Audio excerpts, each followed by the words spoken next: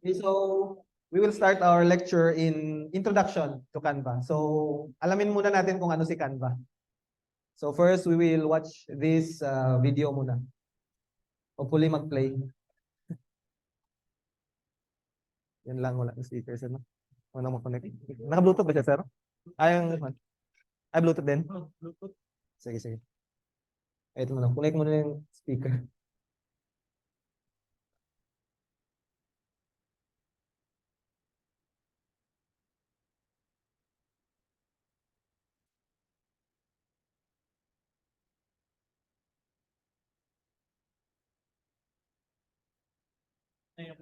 Ah.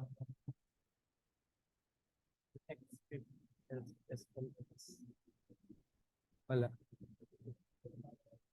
Wala lagi. Kanang concern nang naka-find na siya ng sa Bluetooth niya. Nang receiving na siya.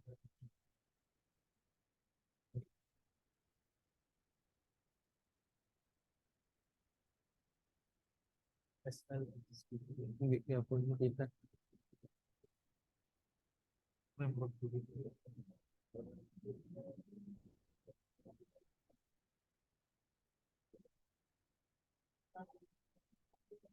So share ko lang muna. I work. Okay, check. I work now as a freelance web developer, graphics designer. Bali isa lang yung client ko muna. Nilet go ko muna yung iba. So focus muna ako sa isa kasi nasa training eh. So my rate today, so bali nag-start ako sa kanya. He is my first client also. So 1 year na ako sobra sa kanya. So I started working for him for $3 an hour. So yun kasi yung basic na pay sa freelancing, yung pinakamababa, 3 hours. And then after some time, nag-increase yung sahod kasi sa trabaho ko. So nakita niya yung quality ng work ko, so nag-increase to $6 per hour. And then as of today, nagre-range na from $12 to 17 per hour. So yun na yung basic ko na salary sa kanya. And then weekly yung sahod through PayPal. So kahit magtrabaho ka lang ng 5 hours a week, okay na, di ba? Okay na, sir? Try natin kung mag-sahod. Okay.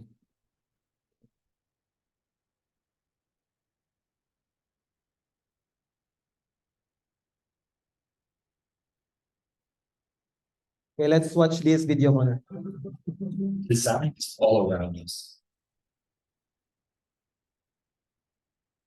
Let's communicate, express our ideas.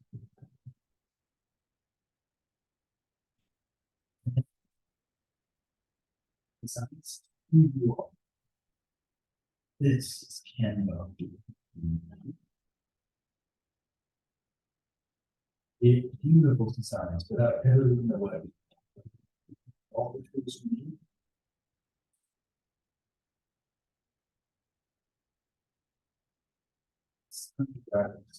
Professional photography. Thoughts. Research. Drag. This can go with others.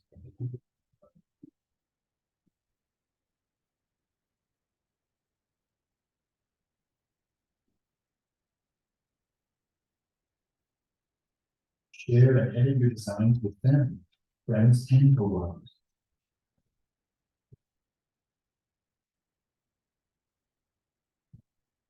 Design. Okay, so yun yung Canva. So sino ba yung nakagamit na ng Canva dito? 1, 2, sino pa? Kayo, ma'am? Nakagamit naman pala kayo? Hindi na tayo mag-training. Okay, so who can tell me the tagline kung meron ano yung kasabihan ng Canva if you are using Canva? Do you have any idea?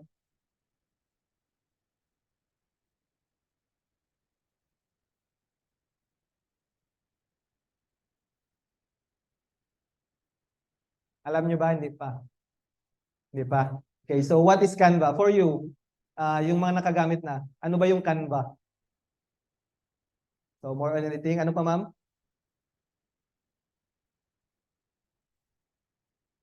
Okay, magamit ka agad. Pwede sa presentation. Ano pa? Mga greetings, cards. Sino pa? Ano pa? Idea sa Canva. Sa mga nakagamit. Saan nyo ba ginamit yung Canva? Ano ma'am? Design? Saan po na design? Social media. Okay, pwede din. Social media. Ano pa? Presentation. Ano pa? Ano ma'am? Oh, resume. So yun. Actually yung Canva is very flexible. Kasi not only yung mga na-mentions lang. So meron, pwede kang makagawa ng videos in Canva. You can also make tarpaulins. Pwede yan. Pwede yung gamitin yung Canva. You can also make GIFs. Alam niyo yung kung ano yung GIF? Yung gumagalaw. Yung parang one. And then you can also make your logo, your branding in Canva. So ganun. So flexible yung Canva. Ang drawback lang ng Canva is dapat mabilis yung internet. Kasi once na nagpa-fluctuate yung internet natin, kasi dito sa Pilipinas, ganun talaga. At saka may certain time talaga yung Canva na hindi siya responsive. May mga oras talaga na mabagal siya mag-response. Ewan ko lang kung sa server nila. Pero may mga times na ganun. But pag mabilis naman yung internet connection, so ma-optimize talaga yung gamit ng Canva. So yan yung sabi ng Canva, empowering the world to design. So yan yung tagline nila. So basically, ang goal ng Canva is to provide a software or an application for anyone can use in designing. Kasi hindi naman lahat, di ba, graphically inclined.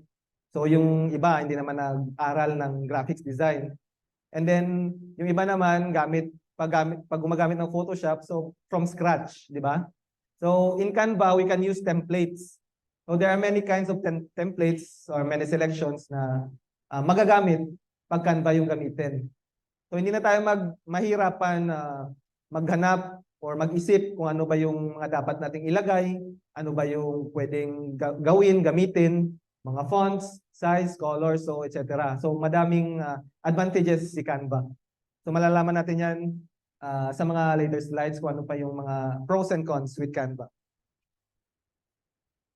Okay, so Canva is an Australian global multinational graphic design platform that is used to create social media graphics and presentation. So yun yung first na gamit ng Canva in its tawag ito, nung bago siyang lumabas. So Canva only focused on social media graphics and presentations only. So yan yung first time na ginawa nilang Canva, yan yung gusto nilang i-support. So yung social media graphics and yung presentations kasi when you are using other kind of tools such as Photoshop, Illustrator, CorelDRAW, ano pa ba yung ibang graphics designing tools? So di ba mahirap? Kasi lalo na pag hindi ka graduate ng mga technical courses, so wala kang idea kung paano gamitin. And then, presentations naman, if you are using Office suites like Microsoft Office, Google Suites, Google Sheets, Google Slides, di ba mahirap din? At saka parang stagnant na yung mga designs, and then parati na lang paulit-ulit. Masyado na siyang cliche, kumbaga. So with Canva, you can create different types of designs and mas madali siyang gamitin. User-friendly, kumbaga. So Canva was founded in Perth, Australia by Melanie Perkins. Actually, si Melanie Perkins sa Filipina yan siya.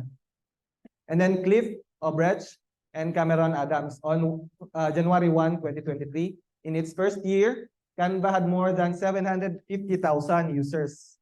So di ba, sa kabago-bago pa lang yung Canva, pero ginamit na siya kagad o tinangkilik na siya kagad ng masa. So in April 2014, social media and technology expert Guy Kawasaki joined the company as its chief evangelist or yung brand promoter nila. So by the help of Guy Kawasaki, siya yung nag-promote or nagpalagana pa ng paggamit ng Canva. So in 2015, Canva for Work was launched. So yan yung first launch ng Canva in the year 2015. And then ang focus ng Canva in its first launch is kagaya na nung mga social media presentation, social media graphics, and then marketing materials. Di ba mahirap mag-create ng mga graphs, lalong-lalo na sa Word kung wala kang alam, mga tables, and then charts. So with Canva, mas madali mo siyang magamit or magawa. So let's watch this video muna. This, and it's still not easy. But these Aussies are here to fix design. Starting out in Mel's family living room and the garage, they never give up on the mission to empower everyone to design. And so Canva was born. It made design simple, and it took off big time. Every day, over 4 million designs are made by people unleash their creativity, from students with opinions, the moms with a thought of, ooh, that's fun, to those refreshing and work. And the designers, they love us too. Don't you? Sure, I mean, it's free. There are millions of premium photos and videos, over 70,000 professional candidates getting started, or you can make your own from scratch. It's so easy. Non-designers can do it. Non-designers, like Martha. She does. We believe in design for everyone, but don't make it for us. Take it from some of the 20 million people that use Canva every month. This is Mel, Cliff, and Karen, and this is Canva. So yun, design for everyone. Yun yung focus ng Canva. So they give opportunities to people na hindi graphically designers, walang alam sa graphic design tools, at saka hindi nakakaintindi kung ano yung mga dapat i-consider in starting graphics design. So yun yung focus ng Canva. So nakita niyo si Melanie, yung babae. Siya yung half Filipina doon, na isa sa mga nag-found ng Canva. Okay, so what are the pros and cons in Canva? What do you think sa mga naka-experience? Ano yung advantages? Ano, ma'am? Kayo, ma'am? Madali lang. Madali lang mag-ano, ma'am? Mag-edit. Madali mag-edit. Ano pa? Ma'am? Yes, templates are provided. What else? Sir? Yes, elements. Ano yung elements? Ano ba yung mga elements na nakikita? Shapes, yes? Ano pa? Frames. Ano pa? Colors. Ano pa? Pictures, videos, sounds. So yan yung mga elements na nakikita sa Canva. And then what else is the disadvantage? So pumunta tayo sa disadvantage.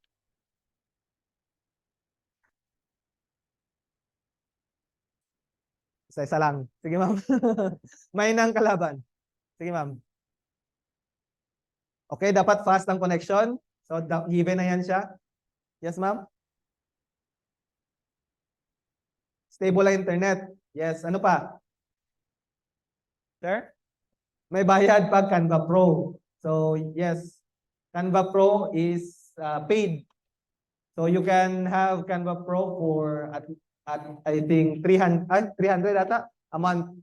But you can split that if you have a team. So you can create 5 person per team. So yan yung gagawin natin para mas makakales tayo. So I will group you into 5 so that we will split the payment. So kayo naman na yung gagamit. So kayo din yung bibili. So wag kayong mag-click-click dyan sa Facebook kasi mura. Diba may nakita kayong offer sa Facebook, magkano? 29? 20 pesos. So baka kuhan yan, scam. Or maklickbait kayo and then yung mga details nyo makuha nila. So actually madali lang naman magkuha or mag-purchase ng Canva. I think sa GCash meron naman. So we will see. I will group you into 5 pag na-list na yung names. So I will shuffle it para ma-meet nyo din yung iba yung classmates. Okay, let's go to the pros and cons. So first is the pros. So it is very easy to use. Talaga naman. So ako na mismo yung nagsasabi na madali lang talagang gamitin yung Canva. Kasi na-experience ko na. Even for beginners. Kasi yung style ko, even though I know different kinds of graphic designing tools like Adobe Photoshop and then Illustrator, nagbe-base pa din ako sa Canva, lalong-lalo na pag wala akong concept na naisip. For example, nagpapagawa si client ko ng logo. So you can search in Canva types of logos or different kinds of logos, and then you can create or you can make a concept out of them. Kung paano nila ginawa, kung paano nila inatake yung mga techniques in creating logos. So yun yung ginagawa ko kasi minsan mahirap mag-isip ng concept, di ba? Lalong-lalo na pag nag-umpisa ka pa as a graphic designer. So next is tightly integrated with stock photo images bank. So ano ibig sabihin ng stock photo images bank? So ibig sabihin yan, meron si Canva ng list or bank ng stock photos. Ibig sabihin hindi siya dynamic. Kasi minsan, pag nagsa-search ka sa elements ng mga photos na gusto mo, wala yung hinahanap mo. So you can do is to upload. So you can upload photos, videos, audios in Canva. So ganon. Yan yung parang support niya para makagamit ka ng iba't ibang photos. And next, can be used for free. Yan yung sinasabi natin, if you use your own photos. Kasi merong tawag to, feature si Canva na pro lang yung nakakagamit, lalo-lalo na sa mga photos. May nakalagay doon pro, yung may crown. So hindi mo yun magagamit or magagamit mo siya pero may tawag to watermark. Kaya pag download mo, yung picture may nakalagay na Canva. So silip na kung saan mo ginawa yung graphic design mo or yung mga designs mo for your social media and everything. So yun. Pag nag-purchase ka naman ng Pro, so pag download, wala na yung mga watermarks. So yung advantages niya. Next is the cons or the disadvantage. Ito lang yung main. So hindi tayo mag-focus doon sa mga technical like internet connection. So given naman kasi yon. So ano ibig sabihin ng no page grids? Sino naka-try ng tawag nito? Photoshop or CorelDRAW? Alam niyo yung page grids? Yung square. Kasi yung page grids, ang use niyan is the guide. Kung saan mo ilalagay yung image or yung mga pictures para hindi magulo tingnan.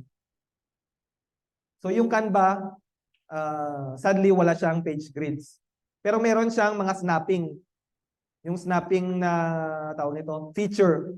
Pag nakalagay na siya sa center, mag-snap, makita nyo. Parang may line na purple or red ba yun. So yun yung supplement nila para sa page grids. And then no alignment tools. Walang ruler sa Canva. So it's up to you kung maging creative ka, lagay ka ng line, insert ka doon. Gawin mo siyang ruler. Yun yung ginagawa ko minsan sa Canva. And then i-delete ko lang once natapos na ako mag-design. So yan yung main disadvantage lang ng Canva. So yung iba wala na. Yan lang talaga maliban sa internet connection. Okay, next. So si Perez Zara, one of the graphic designers na nag-comment or sabi na Canva launches a graphic design platform anyone can use. So paulit-ulit diba na sinabi na anyone can use. So marami nang gumamit kahit mga beginners or hindi graphic artist na nagsabi na Canva talaga is user-friendly. So madali talagang gamitin. And then Lancet Yara and Zuckerman Eres on January 7, sabi na nag-review sila sa Canva, sabi nila, it's a free tool that bring much needed simplicity to design process. Kasi sometimes in a graphic pag graphic designer ka kasi, most of the time, yung mga Pilipino kasi overreacting, di ba? So marami silang nilalagay na elements sa isang design na akala natin maganda. So pinuno na nila ng mga elements ba design, so akala nila maganda na. Which is, I experience in my clients na from US, Australia, hindi nila gusto yung masyadong maraming elements kasi nakakasira ng image. So mas gusto nila mas simple, the simpler the better. So the less elements you use, the more it is visually attracting. So yan yung sinabi nila. And lastly, si Swallow Erica, so nag-review din siya noong November 18, 2013. So sinabi niya, Canva makes a great design more accessible. So kasi yung Canva, sinabing accessible, kasi anywhere, pwede mo siyang i-open as long as may internet connection. Unlike sa Photoshop, dapat bilhin mo kasi siya. Ganon din. Yung ibang mga online, yung mga graphic designing tools na iba, so kailangan mong bilhin bago mo magamit yung full potential at saka yung mga features ng ng mga features na included sa kanila. So what is the latest technology in Canva? So as of now, maraming latest technology na lumalabas in graphic designing. Who else heard the word Midjourney? Si ma'am, yes, because she's a freelancer. Ano ba yung Midjourney, ma'am? Kung ma-share mo.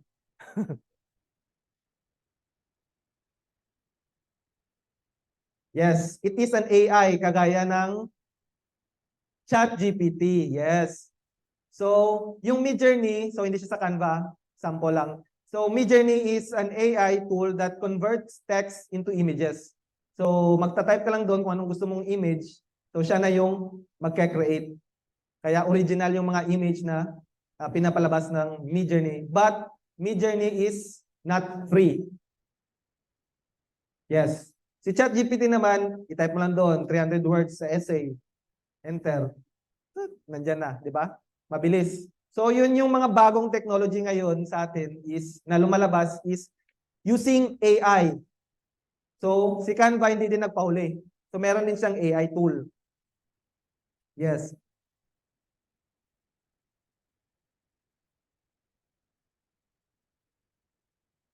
So, the company has announced its intent to compete with Google and Microsoft in the Office software category. So, with website and whiteboard products on December 7, 2022, Canva launched Magic Write. So, yun yung technology na ginagamit ng Canva na AI powered, which is the Magic Write. So, I tried it. Gumagana naman talaga siya. So, nag-type ako ng unicorn shark. So, meron talaga. Nag-create siya ng unicorn shark na image. And then, announce its new assistant tool. Yun yung, hindi lang sa image, and then, Magic Write also creates videos. AI yung gamit ng, mag-type lang doon kung anong gusto mong video na makita. So, which make recommendation on graphics and styles that match the user's existing design. So, meron kasi mga filter na magagamit sa Canva kung anong gusto mong design. So they plan to compete also with Google and Microsoft Suite. So ano ba yung ginagamit ng Google and Microsoft, which is the Office-based tools, di ba? So si Canva, hopefully, kaya niya na mag-compete. So you can also, di ba, make resume in Canva. So kasi yung mga stereotype na resume is on a blank paper with black and white lang, di ba? Walang design. So if you will make resume in Canva, so mas maganda siya tingnan, mas visually appealing siya. So mas maganda pag nakita ni employer na, uy, may design yung resume, pinaghirapan, di ba? So yan yung focus ng Canva, is to compete. So hopefully, magawa nila.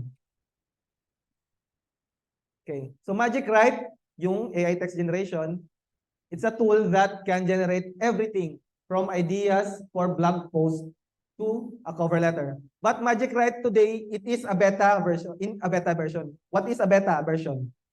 Alam niyo ba kung ano yung beta? Ditong beta nga, Betamax ha. Itong dinalang to sa TV. So beta is on trial. It is on trial version pa lang. So yung Canva, tinatry pa lang nila kung ano yung use ng Magic Write or saan pa ba pwedeng gamitin yung Magic Write.